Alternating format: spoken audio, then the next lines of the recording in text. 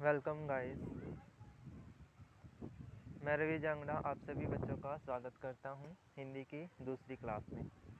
अब तक बच्चों हमने हिंदी का सिलेबस डिस्कस किया है और साथ ही साथ हमने समास का टॉपिक शुरू किया था, जिसमें मैंने समास का मीनिंग बता दिया था और समास के प्रकार कितने हैं वो बता दिया था। उसके बाद अवयवी भावी समास वो भी शुरू कर दिया था। ठीक है, उसके हमने एग्जाम्पल उदाहरण सारे कर लिए थे।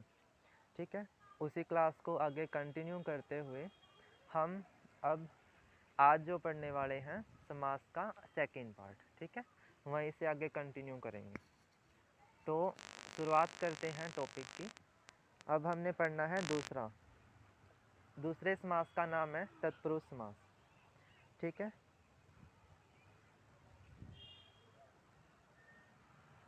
हाँ जी, तत्पुरुष समास में क्या होता है?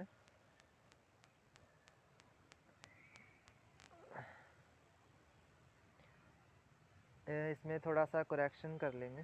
तत्पुरुष समास में क्या है? जिस समास का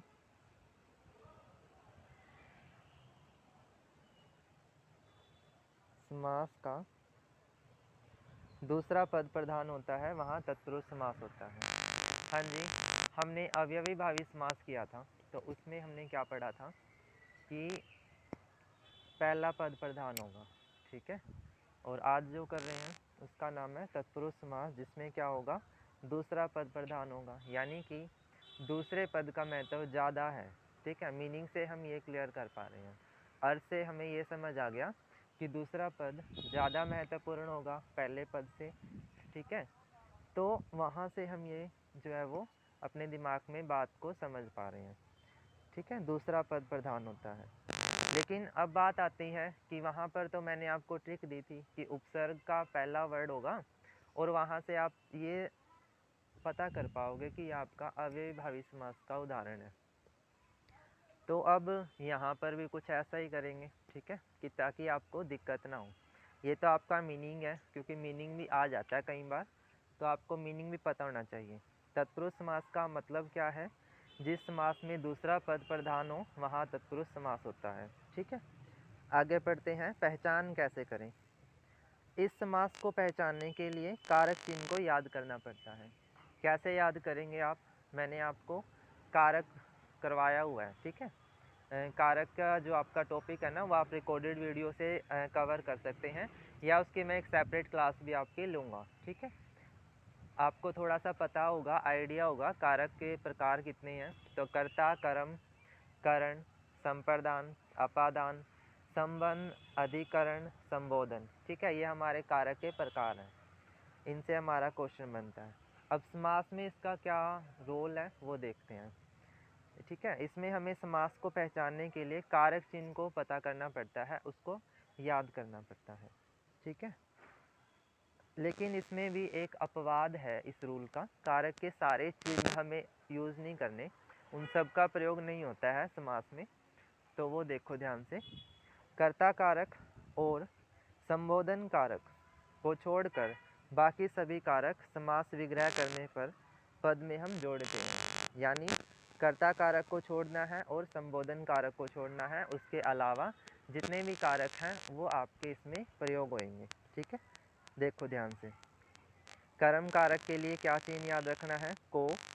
करण कारक के लिए से। संप्रदान कारक के लिए अपादान कारक से अलगाव वाला। संबंध कारक का के की। अधिकरण कारक में और पर। ठीक है, तो ये आपने याद रखना है। ये मैं क्यों बता रहा हूँ? क्योंकि आपके ये कारक के चयन है जो समास विग्रह करते समय आएंगे। जब आप समास का विग्रह करोगे ना, तो उसमें आएगा ये। ठीक है, देखो एग्जाम्पल से ज़्यादा क्लियर होएगा। जैसे मैंने लिखा मालगाड़ी, मालगाड़ी लिखा, माल के लिए गाड़ी। अब यहाँ पर आप पढ़ के भी समझ पा रहे हैं कि दूसरा पद प्रधान है ना, गाड़ी के बारे में बता रहे हैं। ठीक है, गाड़ी है ना, और वो गाड़ी कैसी है? माल के लिए, मतलब जिसमें सामान जो है वो लाया और ले जाया जाता है। माल के लिए गाड़ी हो गई, तो के लिए भी आपका एक कारक का ही पार्ट है ना। अभी हमने पढ़ा कारक, उसमें पढ़ के आए ना, के लिए। ठीक है, संप्रदान कारक के लिए आया था ना, तो इसलिए ये किसका उदाहरण हो गया? तत्पुरुष कारक का उदाहरण हो गया। ऐसे ही ऋण मुक्त है, ऋण से मुक्त अलगाव वाला सेंस है कि हम कर्जे से जो है वो मुक्त हो रहे हैं, तो ऋण से मुक्त होना भी यहाँ पर आ गया। मूर्तिकार, मूर्ति को बनाने वाला, ठीक है, जो हमें बता रहा है किसने वो कार्य पूरा किया। सेनापति, सेना का पति, यानी कि का के की वाला संबंध आ गया, ठीक है।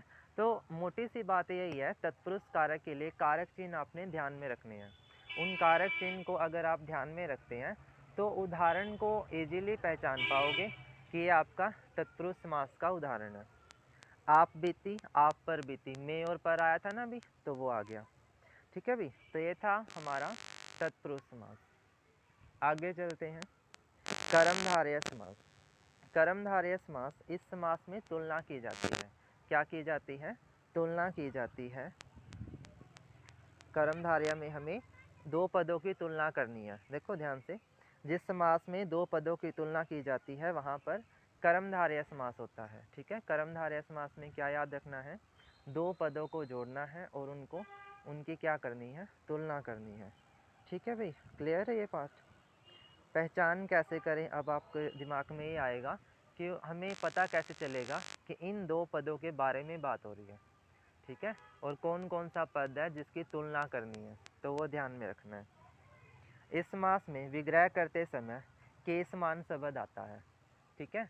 जब आप समास का विग्रह करोगे तो उस शब्द से विग्रह करके जब आप दो टुकड़ों में बांटोगे तो बीच में आपको के समान लिखना पड़ता है, ठीक है।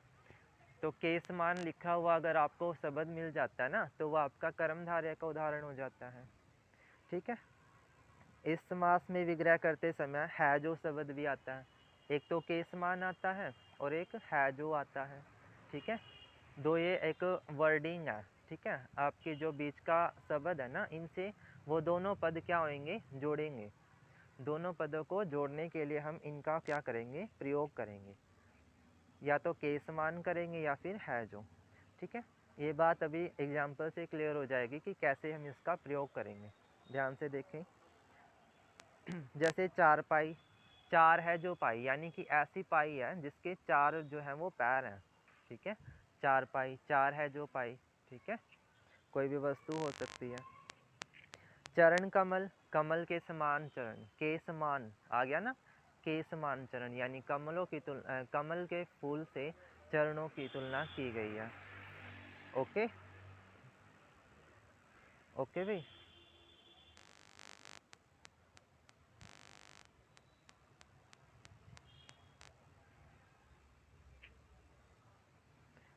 ठीक है, चरण कमल, कमल के समान चरण, इसका समझ आ गया। आगे मृग नयनी, मृग के समान नयन, ऐसे होगा ये, ठीक है। ये बीच में रह गया होगा। मृग के समान नयन, यानी नयनों को मृग के समान माना है, हिरण के समान माना है, उससे तुलना की गई है, ठीक है। तुलना वाला ही सेंस है ना। अधमरा, आधा है जो मरा, आधा भी है और मरा हुआ भी है, ठीक है। मरने वाला सेंस भी है और किसी चीज़ का आधा होने का भी बात बता रहा है, तो तुलना ही है। शुभागमन, शुभ है जो आगमन, ठीक है, किसी का आना एक अलग बात है और उसका शुभ होना और अशुभ होना वो एक अलग बात है, ठीक है। तो दो अलग अलग पद हैं और जोड़ने के लिए है जो वर्ड आया गया, ठीक है जो शब्द आ गया है, तो ये भी आपका किसका उदाहरण हो जाता है? कर्मधारय का उदाहरण हो जाता है। हाँ जी भाई, बात कर रहे हैं द्विगु समास की। जिस समास का पहला पद संख्यावाचक होता है वहाँ द्विगु समास पाया जाता है, यानी आपका जो एक दो वर्ड शुरू वाला होगा ना, उसमें आपने देखना है कि कोई गिनती वाला वर्ड आया होगा। संख्यावाचक का मतलब गिनती वाला, एक दो तीन चार ऐसा कुछ, या दूसरी लैंग्वेज में हम बोल देते हैं एकम, पंच, सट, सप्त, अष्ट, इस तरह से कुछ वर्ड आता है, तो वो आपका द्विगु समास होगा, यानी कि संख्यावाचक पद होना चाहिए। पहचान कैसे करें? जैसे पंच लिखा हो, एक लिखा है, दो लिखा है, तो ऐसा, ठीक है। ऊपर दिए गए कुछ शब्द संख्यावाचक पद हैं जो पद के शुरू में जुड़कर उसे द्विगु समास का उदाहरण बनाते हैं, ठीक है। उदाहरण देख लेते हैं। पंचवटी, पंच एक संख्यावाचक पद हो गया, 5 वटों का समाहार पंचवटी। ठीक है। चारपाई, चारपाई का एक समूह। ठीक है। चार है जो पाई, वहाँ पर कुछ और सेंस में यूज हुआ था, यहाँ कुछ और सेंस में यूज हुआ है। ठीक है। ये आपका एग्जामिनर जो है आपसे खेलता है। बहुत सारे ऐसे एग्जाम्पल हैं जो कर्मधारय के भी होंगे, बहुब्रीहि के भी होते हैं। ठीक है। तो वहाँ पर हमें लॉजिकली चलना है कि हमारे लिए कौन सा सही होगा। ठीक है। तब हमें ऑप्शंस के साथ चलना होता है। तो ये हो गया चारपाई का एक समूह।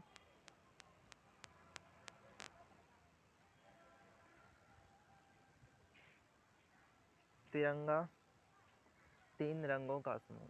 3 रंग है जिसमें, ठीक है, वो आपका तिरंगा 3 रंगों का समूह। दोपहर, 2 पहरों का समूह, यानी कि पहर यानी कि समय, समय के बारे में बात हो रही है। त्रिनेत्र, 3 नेत्रों का समूह, जिसके 3 नेत्र हों, ऐसा कुछ। ठीक है। तो ये आपका हो गया द्विगु समास। सिंपल सा है बिल्कुल। पहला पद संख्यावाचक, कोई भी संख्यावाचक पद होगा उससे कोई शुरू हो रहा है शब्द, तो वो आपका द्विगु समास है। आगे चलते हैं। द्वंद्व समास।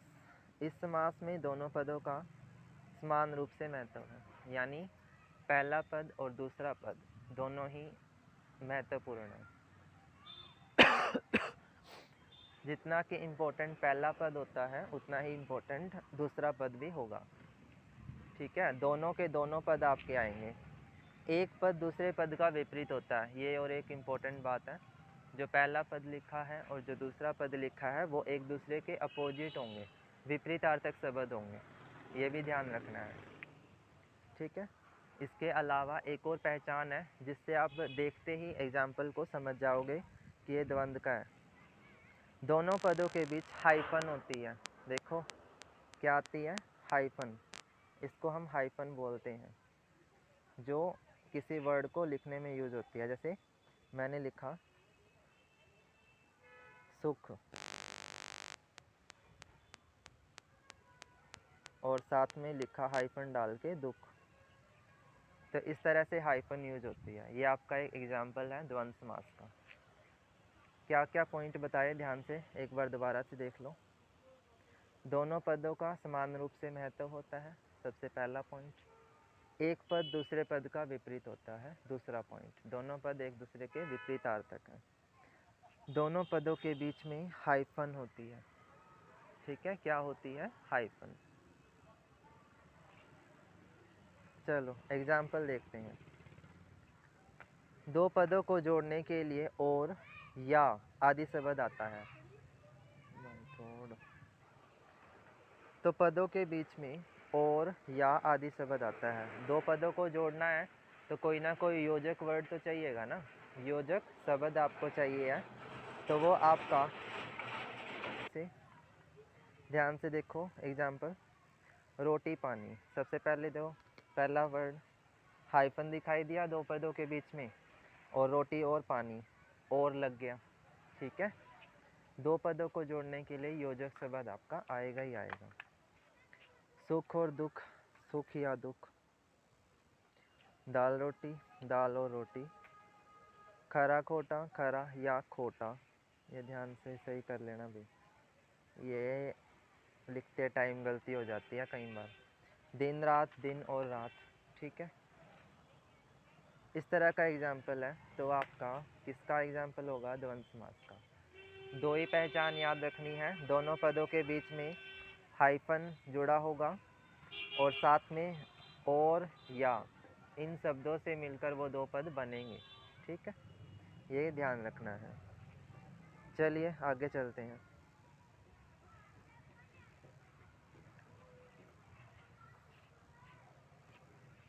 बहुब्रीहि समास, जिस समास में तुलना करते समय तीसरे पद की विशेषता बताई जाती है, वहाँ बहुब्रीहि समास होता है।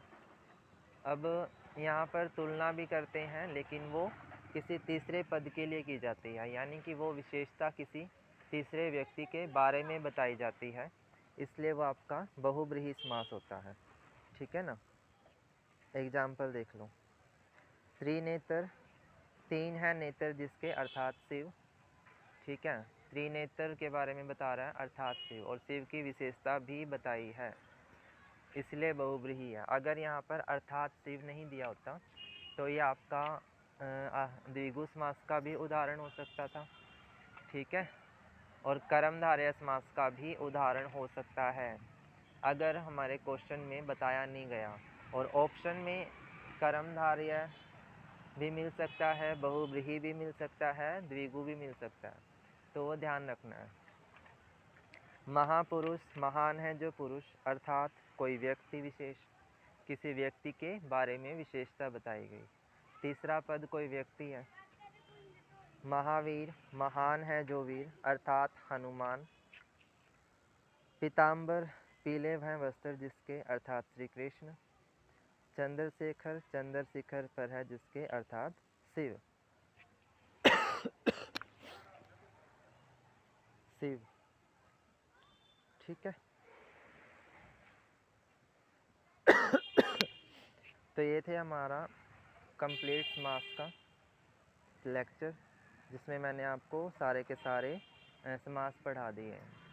अब एक होगा आपका टेस्ट जो अगली क्लास में होगा, उसमें मैं आपको क्वेश्चन दूंगा और जिसमें आप जो है सारे के सारे आंसर करेंगे, ठीक है।